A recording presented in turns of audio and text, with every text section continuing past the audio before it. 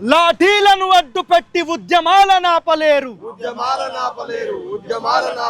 మీ లాఠీలు చెరసాలలు విద్యార్థులనాపలేవు. మీ లాఠీలు చెరసాలలు విద్యార్థులనాపలేవు. తెరవాలి తెలంగాణలో మూతపడ్డ బడులను వెంటనే. తెరవాలి తెలంగాణలో మూతపడ్డ బడులను వెంటనే. అభివృద్ధి చేయాలి తెలంగాణలోని యూనివర్సిటీలను వెంటనే. అభివృద్ధి చేయాలి తెలంగాణలోని యూనివర్సిటీలను వెంటనే. విజయం విజయం ఉద్యమాల విజయం విజయం విజయం విజయం విజయం విజయం వర్ధిల్లాలి విద్యార్థుల ఐక్యత. మీడియా మిత్రులందరికీ కూడా స్వాగతం. అదేవిధంగా తెలంగాణ క్రాంతి దళ ఆధ్వర్యంలో విద్యార్థుల యొక్క ఉద్యమానికి మద్దతు తెలుపుతూ అభినందిస్తూ ఈరోజు మనం అందరం ఇక్కడ సమావేశమైనాం. ఏదైతే నీట్ పేపర్ లీక్ అనే సమస్యను తీసుకొని వచ్చి విద్యార్థులు ఉధృతంగా దేశ రాజధాని అయినటువంటి ఢిల్లీలో వాళ్ళు చేసినటువంటి ఉద్యమం భవిష్యత్తులో రాబోయేటటువంటి అనేకమైనటువంటి ప్రగతిశీల ఉద్యమాలకు ఈరోజు ఒక అలవాలం కాబోతూ ఉన్నది, అయింది కూడా.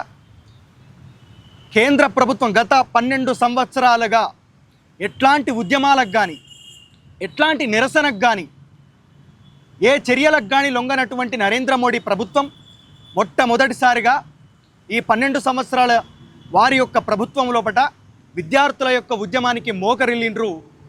ఏదైతే విద్యార్థులు పెట్టినటువంటి డిమాండ్ ఉన్నదో నీట్ పేపర్ లీక్కి బాధ్యత వహిస్తూ ధర్మేంద్ర ప్రధాన్ రాజీనామా చేయాలన్నటువంటి వాళ్ళు పెట్టినటువంటి డిమాండ్కు ఒప్పుకొని ఈరోజు మొట్టమొదటిసారిగా కేంద్ర ప్రభుత్వం అనేది పరాజయం పాలైపోయింది. ఇది విద్యార్థుల యొక్క విజయం. ఆనాడు తెలంగాణ లోపల 60 సంవత్సరాల ఉద్యమంలో ఏనాడైతే అది తెలంగాణ విద్యార్థుల చేతికి వచ్చిందో అది విజయం సాధించింది. ఈరోజు అదే బాట లోపల ఢిల్లీలో దేశ రాజధానిలో లక్షలాది మంది విద్యార్థులు ఏకమై ఈరోజు నీట్ పేపర్ లీక్ సంబంధించినటువంటి ఆ ఉద్యమాన్ని బలంగా నడిపించి దాన్ని సక్సెస్ చేసి ఈరోజు అందరికీ ఆదర్శప్రాయంగా నిలిచిర్రు.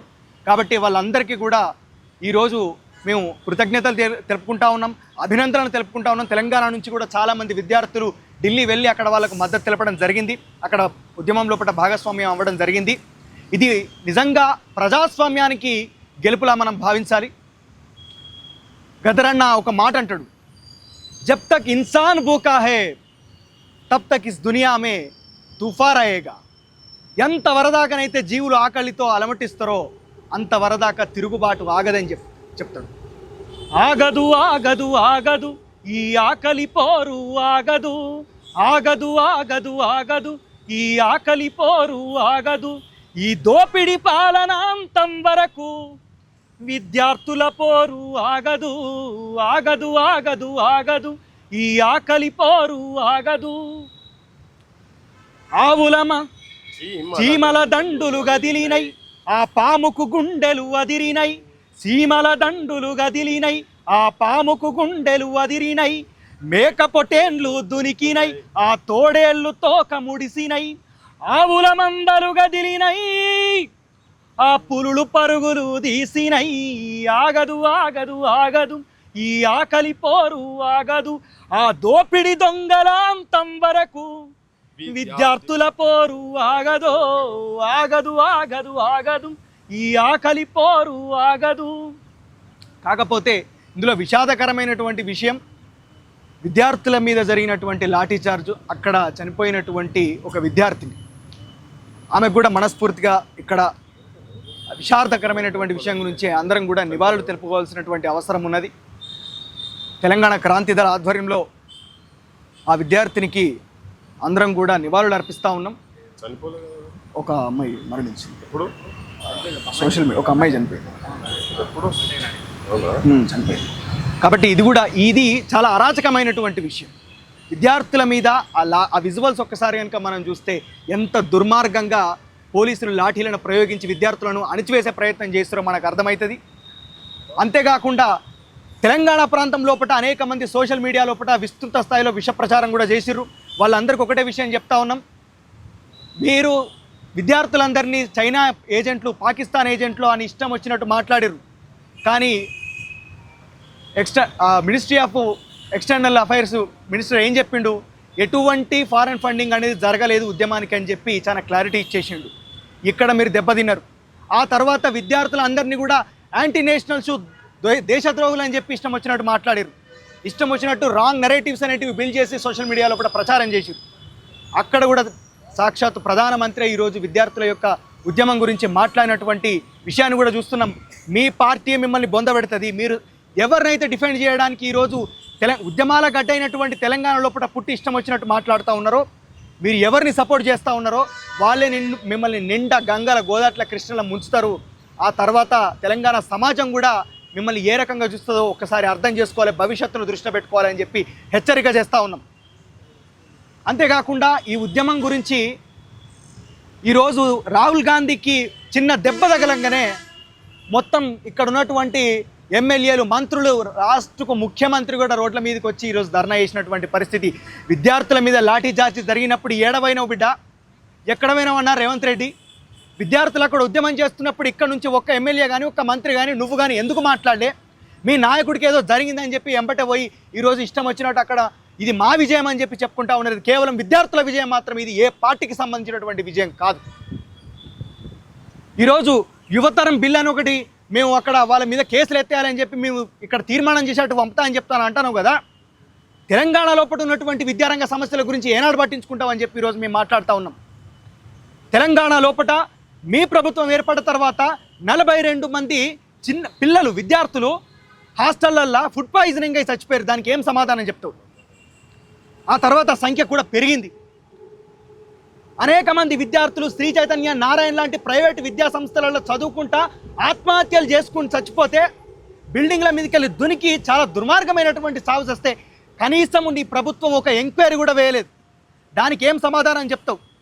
ఆడపిల్లలు చదువుకునేటటువంటి ప్రభుత్వ కళాశాలల లోపల టాయిలెట్స్కి సరిగ్గా లేవు. అనేకమైనటువంటి సమస్యలు ఉన్నాయి. వాటి గురించి నీ ప్రభుత్వం ఇంతవరకు పట్టించుకోలేదు. ఒక కమిషన్, విద్యా కమిషన్ అని చెప్పి వేసినావు, అనామతిగా వేసినావు, నామకేవాస వేసినావు. దానికి సంబంధించి ఒక్కడు యంగ్ ఇండియా ఇంటిగ్రేటెడ్ స్కూల్స్ అని చెప్పని అంటున్నావు. ఉన్నటువంటి స్కూళ్ళను మూత పెడతా అని చెప్పని అంటున్నావు. ఈ జన్జీ ఉద్యమం బచ్చగాళ్ళు ఏం చేస్తారు, మాట్లాడతారు కావచ్చు అని చెప్పని అనుకోవచ్చు. ఒక్కటి గుర్తుపెట్టుకో రేవంత్ రెడ్డి, బచ్చగాలే ఢిల్లీని ఉత్సవించారు. ధర్మేంద్ర ప్రధాన్ రాజీనామా చేసిండు. ఈరోజు మేము కూడా అదే చెప్తా ఉన్నాం. ఆ ఉద్యమం ఇటువైపు మళ్ళకుండా చూసుకో. ఇది ఒక మొదటి హెచ్చరిక లెక్క భావించు. ఇప్పటికైనా సొయ్యికి వచ్చి, తెలంగాణ సొయ్యికి వచ్చి ఏ లక్ష్యాల కోసం ఇక్కడ అమరవీరుల స్తూపం దగ్గర నిలబడడం అమరులు అయిపోయారో అనేక మంది విద్యార్థులు, వాళ్ళ ఆశయాలు నెరవేర్చే విధంగా ఈనాటికైనా నువ్వు తప్పు తెలుసుకొని నీ యొక్క తప్పులను సరిదిద్దుకుంటే మంచుకుంటానని చెప్పి ఈరోజు విద్యార్థుల తరపున, తెలంగాణ పౌర సమాజం తరపున, తెలంగాణ క్రాంతి దళ తరపున మేము హెచ్చరిస్తూ ఉన్నాం. కాబట్టి ఎప్పటికైనా సరే విద్యార్థులు పూనుకుంటే వాళ్ళ కోపం వస్తే ఎంతటి ప్రభుత్వమైనా, ఎంతటి హిట్లర్ ఆలోచనలో ఉన్నటువంటి వ్యక్తులైనా తల వంచాల్సిందే, మోకరిల్లాల్సిందే అని చెప్పి మరొక్కసారి విద్యార్థులు ఈరోజు నిరూపించరు. కాబట్టి ఖచ్చితంగా విద్యార్థుల యొక్క ఉద్యమాలు మరింత బలోపేతం కావాలి. వాళ్ళు ఖచ్చితంగా మళ్ళా పూనుకొని ఇక్కడ తెలంగాణ లోపల ఉన్నటువంటి సమస్యల మీద కూడా పోరాటం చేయవలసినటువంటి అవసరం ఎంత ఉన్నదని చెప్పి వాళ్ళకు మద్దతు తెలుపుతూ, ప్రళయమై కదిలింది యువతరం, విలయమై సాగింది నవనవతరం. ప్రళయమై కదిలింది యువతరం, విలయమై సాగింది నవనవతరం. విద్యార్థి వీరుల వీర విజృంభణకు అల్లాడిపోయరా హస్తినాపురం. ప్రళయమై కదిలింది యువతరం, విలయమై సాగింది నవనవతరం. మన పిల్లలే అన్న జాలైన లేక, అక్క జల్లెల సాటి మహిళలని చూడక, మారు వేషములోన మనువాద గుండాలు దాడి చేసెర భావి భరత పౌరుల పైన. లాఠీలు జొలిపిల్చి రక్తాలు పారగా జలధరిల్చర జంతరు మంతరు, జలధరిల్చర జంతరు మంతరు. కనులారగాంచుతూ ఈదమనము, భగ్గుమని మండింది మా దేశము. ప్రళయమై పొంగింది యువతరం, విలయమై సాగింది నవనవతరం.